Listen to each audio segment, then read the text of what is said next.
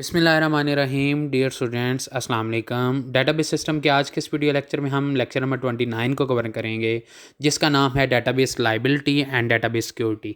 इस लेक्चर को समझने से पहले हमारे पास कुछ लेक्चर्स मैंने बनाए थे, जिसके अंदर हमारे पास डाटा मॉडल्स था, डेटाबेस लैंग्वेजेस थी, डेटाबेस मैपिंग थी, उसका सिस्टम आर्किटेक्चर था, डेटाबेस डाटा इंडिपेंडेंस था, डाटा डिक्शनरी था। तो ये सारे के सारे हमारे पास जो डेटाबेस के रिलेटेड लेक्चर्स थे, ये हमें मस्ट इनकी हाउ नो होगी तो हम तब रिलायबिलिटी और सिक्योरिटी की तरफ आएंगे, और तब हमें ये समझ आएगी कि रिलायबिलिटी है बेसिकली क्या और सिक्योरिटी क्या है। तो डेटाबेस के अंदर हमारे पास एक ये बात याद रखनी है, डाटा जो होता है वो डेटाबेस के अंदर स्टोर होता है, और ये हमारे पास सेंसिटिव हमारे पास इंफॉर्मेशन होती है, वैल्यूएबल हमारे पास इंफॉर्मेशन होती है।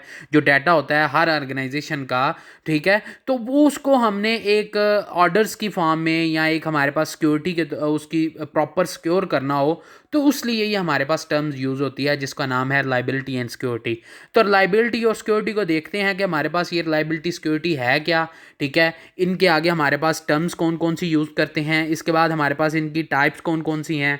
इसमें देखते हैं कि हमारे पास जो ट्रांजेक्शन्स होती हैं, या जो हमारे पास बैकअप फाइल्स होती हैं, या हमारे पास सिक्योरिटी के अंदर हमारे पास जो रूल्स होते हैं, जो भी प्रोसीजर हम अप्लाई करते हैं इन टर्म्स को देखते हुए, ठीक है, डेटाबेस के ऊपर जितना भी हमारे पास स्कीमास होता है उस पर अप्लाई करते हैं, तो वो सारे का सारा देखते हैं। तो आइए हम स्टार्ट करते हैं। हमारे पास रिलायबिलिटी बेसिकली क्या है, सबसे पहले हम दोनों का डिफरेंस देखेंगे कि हमारे पास रिलायबिलिटी और सिक्योरिटी में डिफरेंस क्या है, या इन दोनों को कंपेयर करेंगे, जिसके अंदर हमारे पास आगे इनको हम डिफ़ाइन करेंगे। उसके बाद हम इनको टाइप्स के अंदर देखेंगे कि इनकी कितनी टाइप्स हैं, और उनको हम डिवाइड कर लेते हैं। तो आइए स्टार्ट करते हैं रिलायबिलिटी से। तो सबसे पहले हम स्टार्ट करते हैं हमारे पास रिलायबिलिटी और सिक्योरिटी के दरमियान हमारे पास क्या डिफरेंस है, या हमारे पास ये जो टर्म्स यूज़ करते हैं ये हमारे पास आगे अप्लाई कैसे करते हैं, इनकी टेक्निक्स कौन सी हैं। तो सबसे पहले एक बात याद रखनी है, किसी भी ऑर्गेनाइजेशन के अंदर हमारे पास जो डेटाबेस के अंदर डाटा स्टोर किया जाता है, वो हमारे पास बहुत ही वैल्यूएबल एसेट्स होता है। हमारे पास वो जो डाटा होता है वो हमारे पास बहुत ज़्यादा सेंसिटिव होता है। अब अगर बात करें रिलायबिलिटी की, तो रिलायबिलिटी मीन्स कि हमारे पास जो भी डाटा हमारे पास होगा वो हमारे पास वैलिड फॉर्म में होना चाहिए, उसके अंदर कंसिस्टेंसी होनी चाहिए, वो आगे जो फंक्शनैलिटी परफॉर्म करवाए या ऑपरेशन जो परफॉर्म करवाए वो स्मूथ ऑपरेशंस होने चाहिए, स्मूथ फंक्शनैलिटीज़ परफॉर्म करवाए। इसके अंदर एक बात याद रखनी है कि रिलायबिलिटी के अंदर हमारे पास जो जो भी डाटा होता है, अगर फ़र्ज़ करें वो लॉस हो जाता है किसी भी वजह से, ठीक है, तो उसको रिकवर करना हमारे लिए बहुत ज़्यादा आसान होता है, या हमारे पास इसकी टेक्निक सप्लाई करके इससे हम डाटा को क्या कर सकते हैं, हम रिकवर कर सकते हैं। इसके बाद हमारे पास आ जाता है सिक्योरिटी। सिक्योरिटी मीन्स कि हमारे पास डेटाबेस के अंदर हमारे पास जो भी डाटा होगा, ठीक है, वो उसको हम लिमिटेड एक्सेस क्या करते हैं, अलाउ करते हैं। इसके ऊपर हम डिफरेंट रूल्स की ऑथराइजेशन अप्लाई करते हैं। उसके बाद इम्प्लीमेंट करके तो इससे हम क्या कर सकते हैं, डाटा को एक्सेस कर सकते हैं। इसके बाद हम क्या करते हैं कि डाटा की इंक्रिप्शन होती है। समटाइम्स होता है कि हमारे पास जो ब्लॉक इलीगल हमारे पास एक्सेस होती है डेटाबेस से, वो भी होती है, इंक्रिप्शन भी होती है। तो ये सारे का सारा डाटा जो इनक्रिप्ट डाटा होता है वो भी हम किसके थ्रू करते हैं, सिक्योरिटी के थ्रू करते हैं। तो ये हमारे पास कुछ ऐसी कह लें कि हमारे पास एक्सेस होती है, जिसके थ्रू जिन रूल्स को अप्लाई करके हम क्या करते हैं, सिक्योरिटी को अप्लाई करके हम उसको लिमिटेड एक्सेस दे देते हैं। इसके बाद हमारे पास एक बात याद रखनी है कि रिलायबिलिटी के अंदर हमारे पास सबसे पहले जो डिस्कस किया जाता है, इश्यूज़ जो आते हैं, वो हमारे पास ट्रांजेक्शन्स आती हैं, हमारे पास कंकरेंसी आती है, हमारे पास रिकॉर्ड लॉकिंग आती है, डेडलॉक्स आती हैं, हमारे पास बैकअप्स आते हैं, हमारे पास फेलियर और रिकवरी के हम इसके अंदर अगर कोई भी हमारे पास जो अगर ट्रांजैक्शन आई है तो उसको हम कैसे रिकवर कर सकते हैं, या अगर ट्रांजैक्शन आई है तो उसको आगे हम कैसे एक अकाउंट से दूसरे अकाउंट में ट्रांसफ़र कर सकते हैं, रिकॉर्ड लॉकिंग क्या होती है, डेडलॉक्स कौन से होते हैं। तो ये सारे के सारे किसके अंदर आएंगे, रिलायबिलिटी के अंदर।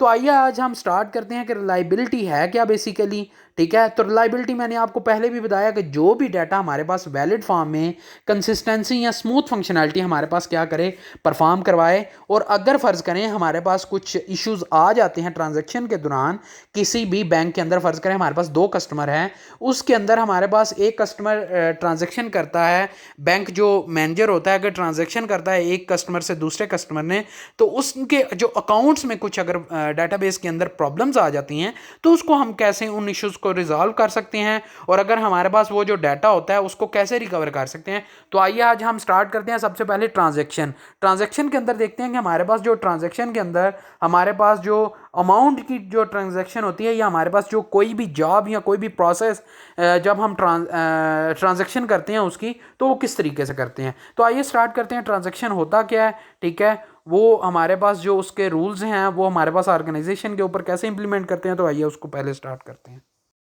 तो सबसे पहले हमारे पास लाइबिलिटी के अंदर जो हमारे पास इश्यूज आते हैं, सबसे पहले हमारे पास ट्रांजैक्शंस इशू आते हैं। हमारे पास ट्रांजैक्शन की डेफिनेशन आप इस तरीके से कर सकते हैं कि हमारे पास जो different units of work the must be treated collectively according to the rules of concerned organisation are called transaction. अगर फ़र्ज़ करें कि हमारे पास एक बैंकिंग सिस्टम है, ठीक है, तो उसके अंदर हमारे पास जो अमाउंट जो होती है उसको अगर हमने ट्रांसफ़र करना हो from one account to another account, ठीक है, तो उनके अंदर हमारे पास जो यूनिट ऑफ वर्क होगा या जो हमारे पास ऑपरेशंस परफॉर्म करवाए जाते हैं, मैंने यहाँ पे यूनिट ऑफ वर्क का मैंने वर्ड लिखा है, तो हमारे पास ये कहने के डिफरेंट ऑपरेशंस जो परफॉर्म करवाए जाते हैं वो हमारे पास कोलेक्टिवली होते हैं according to the rules of concerned organisation, ठीक है। तो हमारे पास इसमें सबसे पहले देखते हैं कि हमारे पास जो इशू आते हैं, जो ऑपरेशंस इन्वॉल्व होते हैं, सबसे पहले आते हैं हमारे पास deduct the amount from first account. अगर फ़र्ज़ करें हमारे पास दो अकाउंट हैं, एक अकाउंट है अली का, एक अकाउंट है अहमद का। अली के अकाउंट से हम अहमद में अगर ट्रांजैक्शन कर रहे हैं तो अली के अकाउंट से हमारे पास डिडक्शन होगी। डिडक्शन मीन्स कि हमारे पास कटौती होगी पैसों की, क्योंकि हमने एक अकाउंट से दूसरे अकाउंट में पैसे ट्रांसफ़र करने हैं। अब हमारे पास जो सेकंड अकाउंट के अंदर हमारे पास क्या होगी, अमाउंट ऐड होगी। तो इट मीन्स अहमद के अकाउंट में हमारे पास अगर अमाउंट ऐड होती है तो उसको हम बोलेंगे add the amount into the second account, ठीक है। अब इसके बाद हमारे पास आ जाती है अपडेशन, यानी दोनों अकाउंट्स की हमारे पास अपडेशन होगी तो हमारे पास वैलिड फॉर्म में हमारे पास क्या होगा, डाटा होगा। अगर इन दोनों के दरमियान हमारे पास कोई प्रॉब्लम्स आ जाती है तो हमारे पास वो इनवैलिड हो जाएगा। इसी तरीके से हमारे पास तीसरा जो ऑप्शन आएगा ट्रांजैक्शन के अंदर वो हमारे पास नंबर 3 पे आएगा, update the related information in the database. तो हमारे पास डेटाबेस के अंदर रिलेटेड इंफॉर्मेशन जो डेटाबेस के अंदर होती है वो हमारे पास अपडेट होनी चाहिए। इसी वजह से हमारे पास वो रिलायबल होगा डाटा, वो हमारे पास वैलिड फॉर्म में होगा, अदरवाइज उसमें प्रॉब्लम्स आएगी। अगर फ़र्ज़ करें हमारे पास ऑपरेशन जो है वो फेल होते हैं ड्यूरिंग एग्जीक्यूशन, ठीक है, किसी भी ट्रांजैक्शन के अंदर, तो जो रिमेनिंग ऑपरेशन होगा वो हमारे पास रोल बैक हो जाता है। वो हमारे पास कहने के जो वैलिड फॉर्म में अगर हमने उसको लेके आना है तो उस हमने ऑपरेशन को री एग्जीक्यूशन करवाते हैं उसकी, तो तब हमारे पास वो कंप्लीट कहने के सक्सेसफुली हमारे पास कंप्लीट होता है। अब एक बात याद रखनी है, ट्रांजैक्शन अगर हमारे पास कंप्लीट हो जाती है तो हमारे पास वो रोल फॉरवर्ड कर देगा। मैंने इससे पहले रोल बैक का लफ्ज़ यूज़ किया है। तो ऑपरेशन अगर हमारे पास कहने के रिमेनिंग रह जाता है, हमारे पास कंप्लीट नहीं होता, ठीक है, तो हमारे पास वो रोल बैक होगा। अगर हमारे पास वो कहने के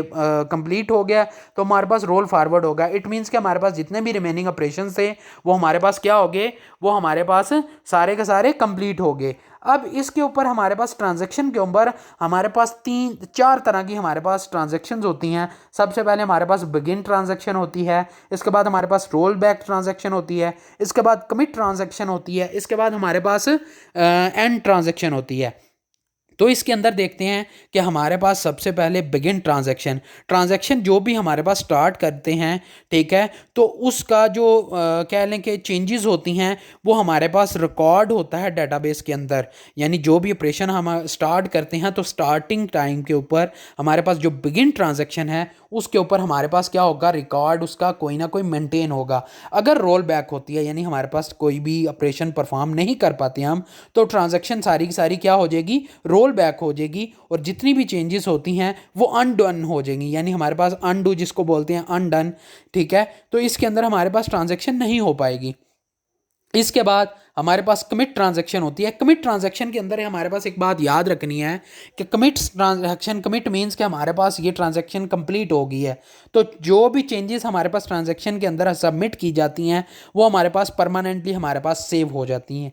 ठीक है, जब भी हमारे पास डेटाबेस के अंदर हमारे पास कमिट ट्रांजैक्शन आएगी तो जो भी चेंजेस, फर्ज करें हमारे पास एक अकाउंट से दूसरे अकाउंट में ट्रांजैक्शन हमने की है, तो जो भी चेंजेस आई हैं from one account to another account तो वो हमारे पास सेव हो जाएंगी। इसके बाद हमारे पास आ जाता है एंड ट्रांजैक्शन। एंड ट्रांजैक्शन, अगर ट्रांजैक्शन कंप्लीट हो जाती है तो वो सारी की सारी हमारे पास हिस्ट्री क्या हो जाती है, उसकी जो चेंजेस होती हैं उसको क्लियर कर दिया जाता है, ताकि हमारे पास अगर कोई भी ट्रांजैक्शन जो हमने उसको इंस्ट्रक्शंस दी होती हैं, ठीक है, तो वो हमारे पास क्लियर हो जाए ताकि और कोई ट्रांजैक्शन इम्प्लीमेंट ना करवा सकें। तो ट्रांजैक्शन हमारे पास कह लें कि क्लियरली आइडेंटिफाइड होती हैं कि हमारे पास जितने भी एप्लीकेशन डिज़ाइनर होते हैं या हमारे पास जो प्रोग्राम के अंदर इम्प्लीमेंट करते हैं, तो वो हमारे पास कौन प्रोवाइड करता है, वो हमारे पास डेटाबेस मैनेजमेंट सिस्टम प्रोवाइड करता है।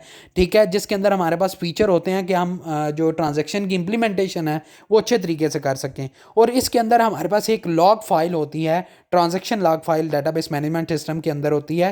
ठीक है, तो उसके अंदर हमारे पास इंफॉर्मेशन होती है जितनी भी ट्रांजैक्शन हुई होती हैं। जैसे फर्ज करें हमारे पास एटीएम के अंदर आप ट्रांजैक्शन करते हैं, आप क्या करते हैं, आप अकाउंट से अपने पैसे निकलवाते हैं, तो वो सारी की सारी जो ट्रांजैक्शन होती हैं वो ट्रांजैक्शन लॉग फाइल के अंदर सेव होती हैं। तो वो सारी की सारी ट्रांजैक्शन जो लॉग फाइल है वो डेटाबेस मैनेजमेंट सिस्टम के साथ लिंक होती है, जिसकी वजह से अगर डेटाबेस मैनेजमेंट सिस्टम के अंदर कोई भी चेंजेस आती हैं, ठीक है, तो वो किसके थ्रू होगी, वो ट्रांजैक्शंस के थ्रू होंगी। तो अगर हमारे पास इंफॉर्मेशन रिकॉर्ड फाइल के अंदर, लॉग फाइल के अंदर हमारे पास होती है, तो हम ट्रांजैक्शंस को के थ्रू हम अप्लाई कर सकते हैं डेटाबेस के ऊपर। तो अगर हमारे पास कोई भी डाटा लॉस होता है तो उन ट्रांजैक्शन जो हमारे पास लॉग फाइल होती है उससे हम डाटा को क्या कर सकते हैं, रिकवर कर सकते हैं। फ़र्ज़ करें आजकल जो हमारे पाकिस्तान के अंदर या हमारे पास डिफरेंट कंट्रीज़ के अंदर जो हमारे पास एटीएम्स के अंदर हमारे पास वो कह लें कि चोरियां हो जाती हैं, या हमारे पास कुछ चोर जो होते हैं वो उसको निकाल एटीएम को पूरी की पूरी निकाल लेते हैं, तो वो जो होती है वो सारी की सारी ट्रांजैक्शन लॉग फाइल हमारे पास कहाँ पे सेव होती है, डेटाबेस के साथ।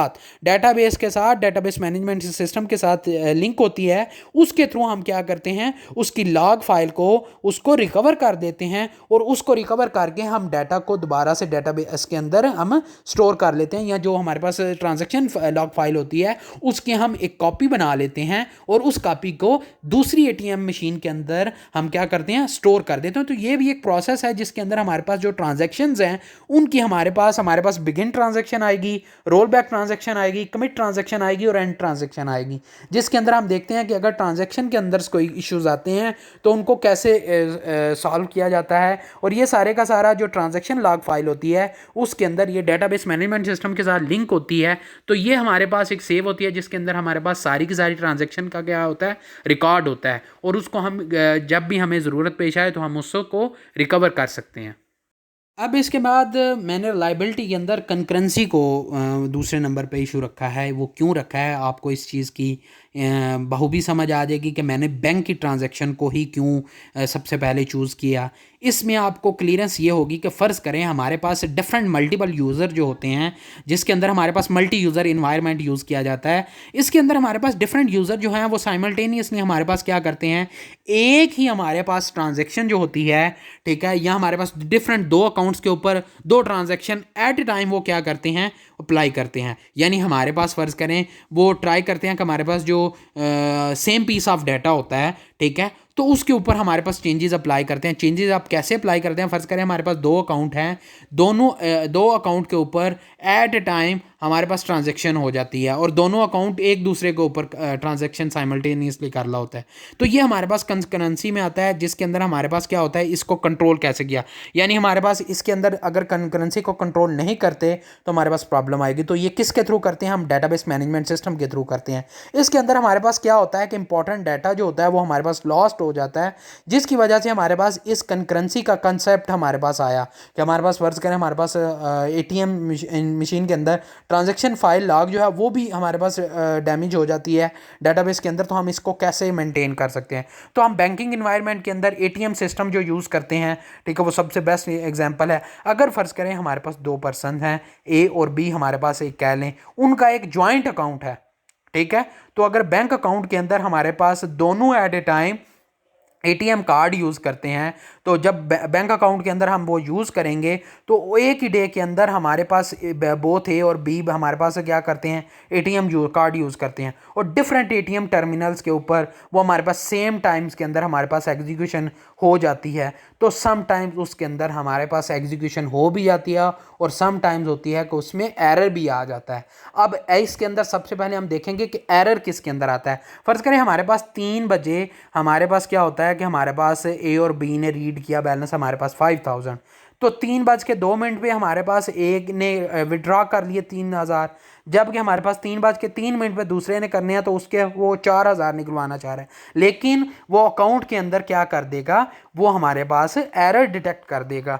तो हमारे पास क्या होता है अकॉर्डिंग टू फिगर कि हमारे पास इसके अंदर हमारे पास सिचुएशन जो भी आती है वो हमारे पास तो रिमेनिंग जो है वो 2000 था, लेकिन बी ने क्या कर दिया, बी ने हमारे पास ओवरड्रा कर लिए, ठीक है, जिसकी वजह से उसके अंदर एरर आ गया। तो ये हमारे पास एक कह लें कि कंट्रोल करने का, इसके लिए हमारे पास एक लॉकिंग मैकेनिज्म होता है, उसको हम अप्लाई करते हैं।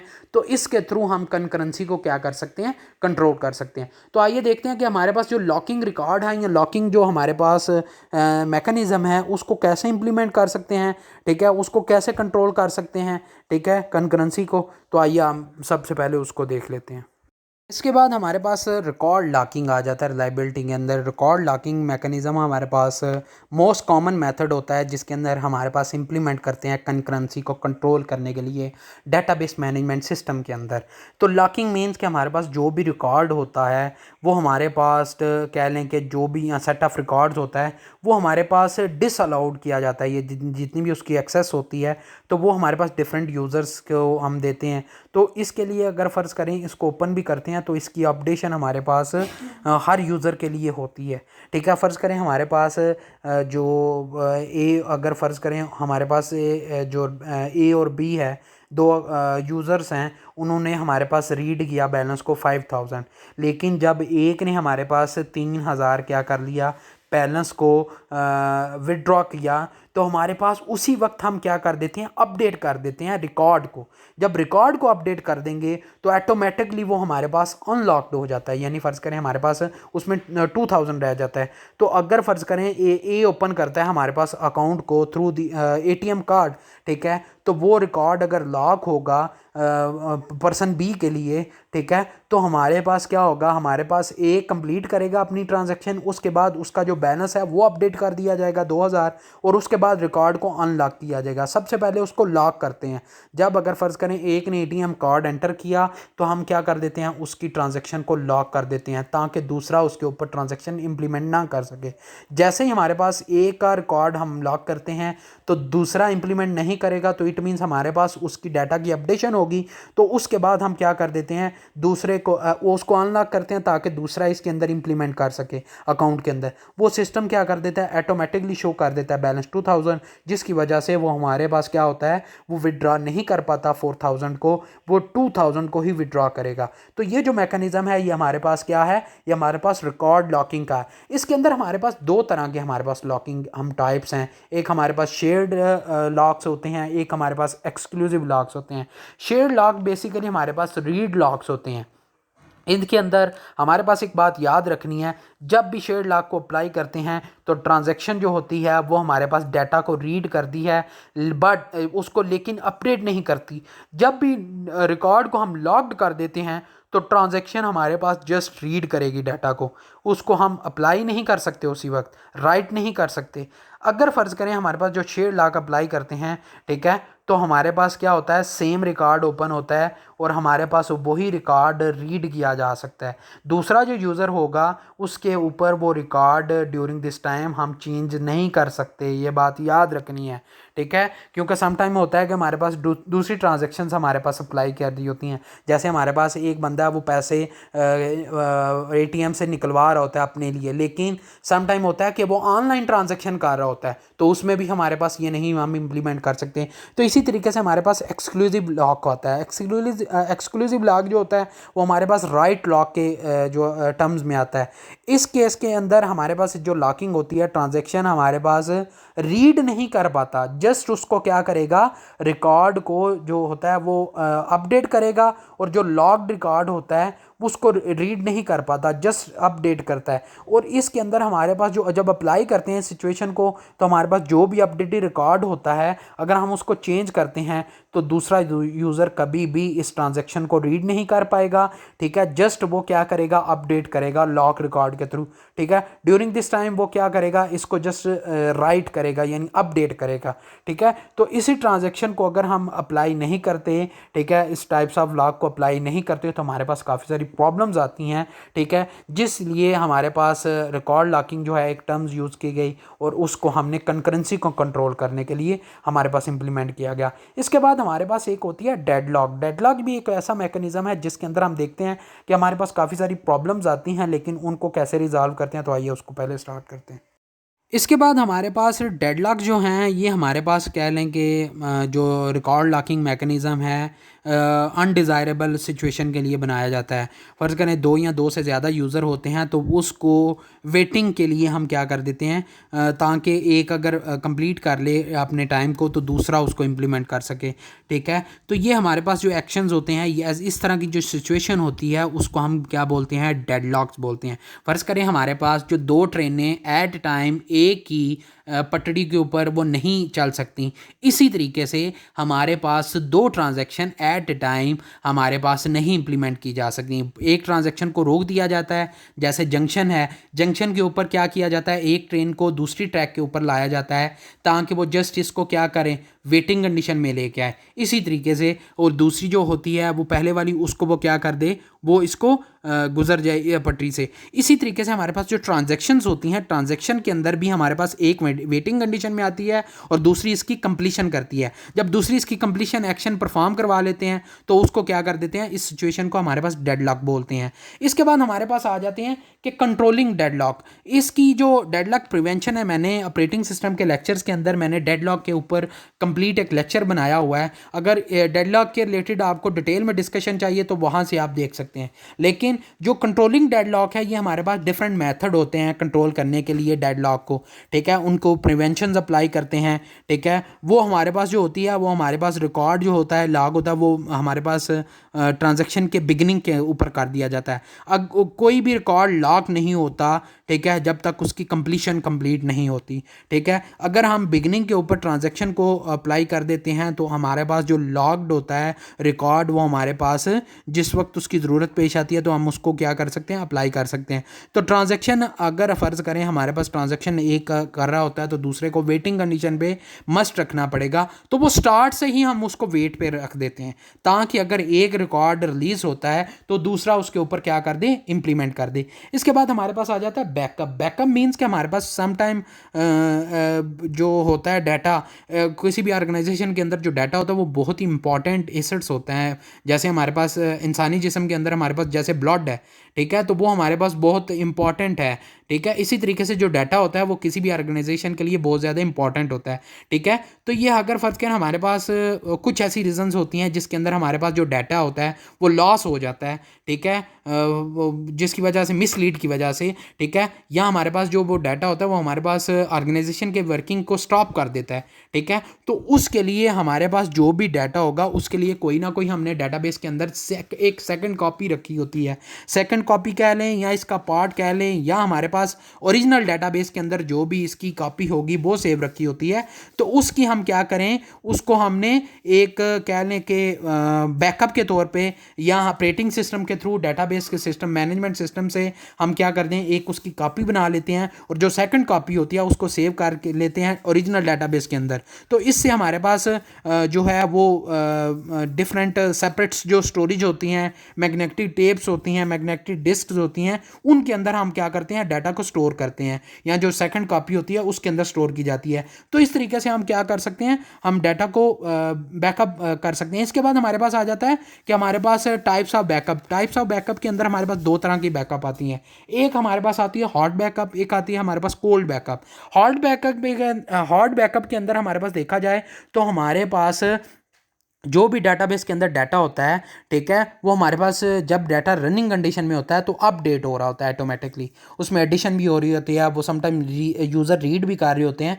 तो जो यूज़र कनेक्ट होते हैं, ठीक है, या जो यूज़र हमारे पास डिसकनेक्ट होते हैं, तो वो हमारे पास क्या कर देते हैं, जो यूज़र कनेक्ट होगा तो वो डाटा ऑनलाइन क्या करेगा उस हॉट बैकअप से, या उस जो हॉट बैकअप ऑनलाइन बैकअप बोलते हैं, तो वो 24 आवर दिन के अंदर वो हम ऑनलाइन अगर रहता है तो ठीक है, वो डाटा हम क्या कर सकते हैं, उसको रिस्टोर कर सकते हैं या बैकअप उससे ले सकते हैं। तो कोल्ड बैकअप के अंदर हमारे पास ऑफलाइन डाटा होता है, जैसे मोबाइल्स के अंदर हमारे पास डाटा अगर हो जाता है, रिमूव हो जाता है, या हमारे पास मोबाइल के अंदर जो स्टोरेज है वो डैमेज हो जाती है किसी वजह से, तो हम उसको भी हम जो डाटा होता है उसको भी बैकअप कर सकते हैं, यानी उसका भी बैकअप हमारे पास वर्किंग डेज़ के अंदर हमारे पास, जैसे हमारे पास एक दिन के अंदर अंदर हम उसको बैकअप ले सकते हैं। जबकि ऑफलाइन को एक दिन के अंदर नहीं, ज़्यादा दिनों के अंदर भी ले सकते हैं। जबकि ऑनलाइन को हम क्या करते हैं, 24 आवर्स के अंदर अंदर हमने उसको क्या करना होता है, हमने बैकअप करना होता है, तभी वो हमारे पास डाटा की कॉपी, हमारे पास डाटा बैकअप किया जा सकता है। के बाद हमारे पास जो इश्यूज़ आते हैं वो हमारे पास आते हैं डाटा रिकवरी के। डाटाबेस के अंदर हमारे पास समटाइम्स होता है कि हम कुछ रीज़न्स होती हैं कि हमारे पास जो मीडिया होता है वो हमारे पास फेलियर की सूरत में फ़ेल हो जाता है, ठीक है। हमारे पास जो ऑपरेटिंग सिस्टम होता है वो भी फ़ेल हो जाता है, एक्सीडेंटली डैमेजेस आ जाते हैं, इंटेंशनल डैमेज आ जाते हैं डाटाबेस के अंदर। तो डाटाबेस हमारे पास स्टॉप्स हो जाती है ड्यू टू सम रीज़न्स, उसकी जो वर्किंग होती है वो स्टॉप हो जाती है। तो इसके लिए हमारे पास जो डाटाबेस एडमिनिस्ट्रेटर होता है उसकी रिस्पॉन्सिबिलिटी होती है कि हम डाटाबेस के एक जो कॉपी होती है उसको हम क्या करें, अप्लाई कर लें या उसको रिकवर करें।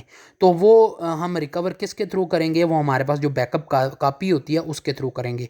अब जो डाटा रिकवरी होती हैं उसको डिफ़ाइन आप इस तरीके से कर सकते हैं कि हमारे पास जो रिस्टोरेशन होती है डाटाबेस की, ठीक है, वो हमारे पास जो फेलियर होती है उसकी वजह से, या हमारे पास अगर स्टेट के अंदर हमारे पास कोई भी प्रॉब्लम आ जाती है, तो आप इसकी डेफिनेशन इस तरीके से कर सकते हैं, the restoration of the database in case of its failure, ठीक है, into the state it was in before its failure, ठीक है। तो ये हमारे पास काफ़ी सारी रीज़न्स हैं, ठीक है, जिसके अंदर हमारे पास दो तरह की बैकअप होती है, रिकवरी होती है, जो भी हमारे पास आती है। तो इसके अंदर हमारे पास सम टाइम होता है कि हमारे पास जो साइज़ ऑफ डेटाबेस होता है वो बहुत ज़्यादा लार्ज होता है, ठीक है। रिकवरी प्रोसेस के लिए हमारे पास काफ़ी सारा टाइम लग जाता है, ठीक है। अगर रिकवरी प्रोसेस हमारे पास प्रोसीजर कंप्लीट होता है तो उसके लिए हमारे पास रिकवरी कोई ना कोई डेटाबेस हमारे पास कंप्लीटली रिकवर डेटाबेस को कैसे किया जा सकता है, तो ये मेथड है हमारे पास। दो तरह के मेथड है हमारे पास डाटा को रिकवर करने के लिए थ्रू लॉग फाइल, ठीक है। तो ये हमारे पास एक है बैकवर्ड हमारे पास रिकवरी है, दूसरा हमारे पास फॉरवर्ड रिकवरी है। बैकवर्ड रिकवरी जो होती है, हमारे पास डेटाबेस के अंदर जो भी डाटा स्टोर होता है उसको हम डेटाबेस को कैसे रिस्टोर करते हैं, ये हमारे पास करते हैं। जो प्रीवियस स्टेट होती है उसके अंदर जो भी हमारे पास अनवांटेड चेंजेस जो होती हैं, ठीक है, वो हम क्या करते हैं, एलिमिनेट करते हैं, ठीक है। इसके अंदर हमारे पास जो भी चेंजेस आएंगी वो हमारे पास डिफरेंट ट्रांजैक्शंस के थ्रू आती हैं, तो उनको हम क्या कर देते हैं, अनडन कर देते हैं। तो ये हमारे पास जो बैकवर्ड हमारे पास रिकवरी जो होता है इसको हम रोल बैक भी बोलते हैं। इसके बाद हमारे पास जो फॉरवर्ड रिकवरी होती है, इसके अंदर हमारे पास जो चेंजेस होती हैं वो हमारे पास जो फेल्ड ट्रांजैक्शंस होती हैं या एग्जीक्यूशन होती है, ठीक है, उसको हम अगेन क्या कर देते हैं, अपडेट कर देते हैं डाटाबेस की, या उसको दोबारा से हम ऑर्डर फॉर्म में लेके आते हैं। जब हम ऐसे करते हैं तो हमारे पास क्या होता है कि हमारे पास ये जो डाटा होता है या जो रिकवरी होती है ये हमारे पास फॉरवर्ड रिकवरी के तौर पर आती है, जिसको हम रोल फॉरवर्ड बोलते हैं, ठीक है। तो समटाइम्स होता है कि हम अगर फ़र्ज़ करें हम चेंजेस ला के दोबारा से हम डेटाबेस के अंदर उसको हम स्टोर करते हैं तो वो बैकवर्ड रिकवरी में आएगा। अगर हम चेंजेस करते हैं तो दोबारा से नई डेटाबेस के अंदर हम अगर उसको सेव करते हैं या डेटाबेस के अंदर चेंजेस करते हैं तो वो हमारे पास फॉरवर्ड रिकवरी के अंदर आएगा। तो इसी तरीके से हमारे पास लाइबिलिटी के अंदर ये भी इशू आता है कि डाटा को कैसे रिकवर किया जाता है, जो डाटा हमारे पास होता है उसकी रिस्टोरेशन कैसे की जाती है, ठीक है। जो फेलियर डाटा होता है या जो डैमेजेस आते हैं, ठीक है, मीडिया डैमेज आ जाता है हमारे पास, एक्सीडेंटल डैमेज आता है, ऑपरेटिंग सिस्टम के हमारे पास फेलियर्स आ जाते हैं, तो ये सारे के सारे किसके थ्रू करेंगे, डाटा रिकवरी के थ्रू। इसके बाद हमारे पास नेक्स्ट आता है डेटाबेस सिक्योरिटीज़। डेटाबेस सिक्योरिटी के अंदर देखते हैं कि हमारे पास कौन सा हमारे पास प्रोसेस है जिसके थ्रू हम डाटा को सिक्योर कर सकते हैं। इसके बाद हमारे पास आ जाता है डेटाबेस सिक्योरिटी। डेटाबेस सिक्योरिटी हमारे पास एक ऐसा प्रोसेस है जिसके अंदर हम डेटाबेस को क्या करते हैं, प्रोटेक्ट करते हैं फ्रॉम अनअर्थराइज एक्सेस से, ठीक है। इसके अंदर हमारे पास क्या होता है कि हमारे पास जो ऑथराइजेशन रूल्स होते हैं, जो यूज़र डिफाइन हमारे पास प्रोसीजर्स होते हैं, तो ये हमारे पास कुछ ऐसे कंसर्न हमारे पास जो प्रोसीजर्स हैं जिनको हम अप्लाई करते हैं, इन कंसेप्ट को अगर हम अप्लाई करें तो डेटाबेस को हम क्या कर सकते हैं, सिक्योर कर सकते हैं। सबसे पहले हमारे पास आता है अथेंटिकेशन रूल। अथेंटिकेशन जो रूल होते हैं वो रिस्ट्रिक्शंस होती हैं यूज़र्स के ऊपर, इसके थ्रू हम डाटा को क्या कर सकते हैं, कंट्रोल कर सकते हैं, ठीक है। डाटा की एक्सेस को कंट्रोल कर सकते हैं, लिमिटेशंस इसके ऊपर लगा देते हैं, यानी इसके अंदर हमारे पास जो एक्शंस होते हैं डाटा के ऊपर वो लिमिटेड हो जाते हैं। फॉर एग्जांपल हमारे पास एक यूज़र है, उसने डाटाबेस से डाटा को क्या करना है, एक्सेस करना है। यहाँ टेबल जो होता है वो अगर फ़र्ज़ करें हमारे पास अगर उसके अंदर वैलिड यूज़र नेम और पासवर्ड देते हैं तो तभी वो एंटर करेगा, अदरवाइज़ नहीं करेगा। जैसे आपका ट्विटर है, फेसबुक है, इंस्टा है, तो उसके लिए वैलिड आपका एक कोई ना कोई हमारे पास यूज़र नेम और पासवर्ड होगा। अगर फ़र्ज़ करें यूज़र हमारे पास रिकॉर्ड को चेंज कर देता है, ठीक है, उसके अंदर नया रिकॉर्ड ऐड करता है, तो वो हमारे पास काफ़ी सारी प्रॉब्लम्स होगी। उसके अंदर हमारे पास जो अथेंटिकेशंस हैं उसके रूल्स को वो कह लें कि हमारे पास जो ऑर्गेनाइजेशन के रूल जो होते हैं वो हमारे पास उसके अपोजिट चले जाते हैं, ठीक है। तो अथेंटिकेशन जो रूल होते हैं वो हमारे पास उसके अकॉर्डिंग देखा जाता है। उसके बाद यूज़र डिफाइंड प्रोसीजर देखा जाता है। यूज़र डिफाइंड प्रोसीजर के अंदर हमारे पास जो भी पासवर्ड और यूज़र नेम होते हैं वो यूज़र डिफाइन करता है कि उसके जो प्रोसीजर्स हैं सिक्योरिटी के लिए वो कौन कौन से हैं। फ़र्ज़ करें हमारे पास एक अकाउंट है, उसके अंदर हम सिक्योरिटी अपनी रख लेते हैं कि कौन कौन से इसको देख सकते हैं, कौन कौन सा नहीं देख सकता, कौन कौन सा हमें रिक्वेस्ट भेज सकता है, कौन कौन सा नहीं भेज सकता। तो इसी तरीके से हमारे पास एक कहने के जो यूज़र होते हैं वो हमारे पास कुछ सीक्रेट क्वेश्चंस रख देते हैं। जैसे फेसबुक का जो रिकवरी क्वेश्चन होता है, ठीक है, वो रखा जाता है, जीमेल का रिकवरी क्वेश्चन रखा जाता है। तो ये सारे हमारे पास क्या हैं, सीक्रेट प्रोसीजर्स हैं जो किसी भी अकाउंट को क्या कर देते हैं, सिक्योर करते हैं। इसके अलावा इन प्रोसीजर्स के जो आंसर्स हैं वो हमारे पास वही बंदा दे सकता है जो करेक्ट अगर देगा, जिसको पता होंगे तो तभी वो क्या करेगा, वो हमारे पास इंप्लीमेंट कर सकता है उस पासवर्ड को और यूज़र नेम को। सम टाइम होता है कि हमें पासवर्ड नहीं पता होता लेकिन उसका क्वेश्चन, रिकवरी क्वेश्चन पता होता है। जैसे हमारे पास जीमेल की आईडी होती है तो उसका पासवर्ड अगर हम भूल जाते हैं तो हम उसको कैसे रिकवर करते हैं, उसको भी ऐसे ही रिकवर किया जाता है। इसके बाद हमारे पास इंक्रिप्शन होती है। डाटा इंक्रिप्शन हमारे पास एक ऐसी टेक्निक है जो बहुत ही ज़्यादा सेंसिटिव डाटा की इनकोडिंग के लिए यूज़ किया जाता है। इनकोडिंग मसलन कि हमारे पास जो कन्वर्ट किया जाता है अनरीडेबल फॉर्म के अंदर, ठीक है, जो भी डाटा स्टोर होता है, जो ट्रांसमिशन होती है डाटा की नेटवर्क के अंदर, ठीक है, तो उसको हम क्या करते हैं, इनकोडिंग मेथड के थ्रू हम क्या करते हैं, प्रोटेक्ट करते हैं डाटाबेस मैनेजमेंट सिस्टम के थ्रू। अब ये जो इनकोडेड डाटा होता है इसको डिकोड किया जाता है। डिकोड मतलब रिवर्स किया जाता है प्रोसेस को, इनकोडिंग यानी इनकोडिंग के प्रोसेस को रिवर्स किया जाता है। तो उसके बाद हमारे पास अथेंटिकेटेड जो यूज़र होते हैं ये उन्हीं के लिए होता है। अब ये जो डाटा होता है इसको रीड नहीं किया जा सकता अनऑथराइजेशन यूज़र के थ्रू, क्योंकि सेंसिटिव जो डाटा होता है उसको ऑटोमेटिकली एनकोड किया जाता है डेटाबेस मैनेजमेंट सिस्टम के थ्रू। फॉर एग्जांपल हमारे पास अगर एक एटीएम सिस्टम है, उसके अंदर हमारे पास जो पिन कोड है अगर हम प्रोवाइड करते हैं, अगर कस्टमर प्रोवाइड करता है, ठीक है, तो उसको इनकोड किया जाता है, उसकी इनक्रिप्शन होती है सबमिशन से पहले, डेटाबेस के अंदर सबमिशन से पहले उसकी इनक्रिप्ट किया जाता है, ठीक है। उसके बाद डेटाबेस जो एडमिनिस्ट्रेटर होता है उसको मैनुअली इनक्रिप्ट करता है डाटा को जब इसको ज़रूरत पेश आती है। इसके बाद हमारे पास अथेंटिकेशन स्कीमाज होते हैं। अथेंटिकेशन स्कीमाज हमारे पास कुछ इलीगल एक्सेस होते हैं, जो कंप्यूटर रिसोर्सेज जो हैं वो हमारे पास सीरियस प्रॉब्लम्स के लिए हमारे पास मॉडर्न वर्ल्ड्स के अंदर जैसे हमारे पास पासवर्ड और यूज़र नेम है वो हमारे पास आइडेंटिफाई नहीं करता है एक्चुअल पर्सन को, तो उसको हम जो कंप्यूटर सिस्टम के ऊपर लॉग ऑन होते हैं, ठीक है, या जो भी पासवर्ड जो होते हैं वो लीक्ड हो जाते हैं या हमारे पास स्टोलन कह लें कि चोरी हो जाते हैं, तो उसको कैसे हम इलीगल एक्सेस के थ्रू उसको ब्लॉक कर देते हैं, ठीक है, उसके मेथड को क्या कर देते हैं, ब्लॉक कर देते हैं। तो ये सारे का सारा किसके अंदर आएगा, हमारे पास डेटाबेस सिक्योरिटी के अंदर आएगा। और ये जो है ये ऑथेंटिकेशन स्कीमा के अंदर आता है। अथेंटिकेशन स्कीमा के अंदर हमारे पास एक बात याद रखनी है, ये इसीलिए यूज़ किया जाता है कि इसके अंदर हमारे पास कुछ सिग्नेचर डायनामिक्स यूज़ किए जाते हैं, ठीक है, उसके अंदर हमारे पास फिंगरप्रिंट्स हो जाते हैं, रेटिना प्रिंट्स हो जाते हैं, स्मार्ट कार्ड्स हो जाते हैं, ठीक है, जिसके थ्रू हम क्या कर देते हैं, उसको अप्लाई कर देते हैं। तो ये हमारे पास क्या है, ये हमारे पास सारे का सारा किसके थ्रू होता है, ये अथेंटिकेशन स्कीमा के थ्रू होता है। ये फिंगरप्रिंट्स भी समटाइम हमारे पास जो एक्चुअल फिंगरप्रिंट्स होते हैं वही मैच करते हैं, उसके अलावा हमारे पास नहीं मैच। वो इलीगल जो एक्सेस होती है वो हमारे पास फ़र्ज़ करें मोबाइल के अंदर इलीगल एक्सेस इसी वजह से फिंगरप्रिंट लॉक लगाया कि समटाइम्स होता है कुछ बच्चे जो होते हैं वो हमारे पास लॉक के उनको पता चल जाता है कि ये लॉक है, वो बार बार खोल लेते हैं, इसी वजह से हम क्या कर देते हैं, उसके ऊपर फिंगरप्रिंट लगाते हैं ताकि हमारे पास जो ऑथेंटिकेशन स्कीमा है इलीगल एक्सेस ही ना ही किसी को मिल सके, ठीक है। तो ये हमारे पास काफ़ी सारे जो रूल्स थे इनको हम इम्प्लीमेंट करके डेटाबेस को सिक्योर भी कर सकते हैं, डेटा के बेस के अंदर हमारे पास लाइबिलिटी भी ला सकते हैं। तो ये आज का जो टॉपिक था ये हमारे पास डेटाबेस सिक्योरिटी और लाइबिलिटी के जो रिलेटेड था इसको हमने कंप्लीट कर दिया। इसके बाद हम देखेंगे कि हमारे पास जो भी इम्प्लीमेंटेशन होती है किसी भी फिजिकली डेटाबेस की, ठीक है, वो कैसे करते हैं, तो उसको इससे नेक्स्ट टॉपिक इंशाल्लाह वो होगा। इससे प्रीवियस टॉपिक भी आपने कवर करें अब तब जाके आपको डेटाबेस सिक्योरिटी और डेटाबेस जो है लाइबिलिटी इसका कवर होगा, अदरवाइज़ आपको कवर नहीं होगा। आज का टॉपिक हमारा यहाँ पे ही क्लोज होता है।